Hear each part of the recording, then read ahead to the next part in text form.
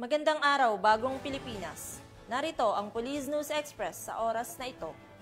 Base sa pinakahuling survey ng Okta Research, isang independent at kilalang research group sa bansa, nakakuha ang Philippine National Police ng 71% trust rating at 73% performance rating. Isinagawa ang survey mula July 12 hanggang July 17 ngayong taon na may kabuuang 1,200 respondents at 3% margin of error.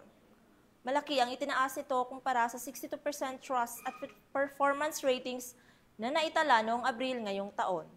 Ayon sa datos ng Okta, 18% ng mga Pilipino ang nagsabing strongly trust ang PNP, habang 54% ang somewhat trust.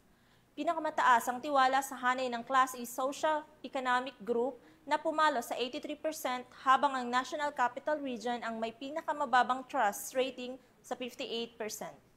Ang resulta ay indikasyon ng patuloy na pagtanggap ng publiko sa mga reforma at kampanya ng PNP para sa mas ligtas at maayos na pamayanan. At para sa iba pang napapanahong balita ng pangpulisya, laging tumutok sa Police News Network, alagad ng batas, tagataguyod ng balitang pulis.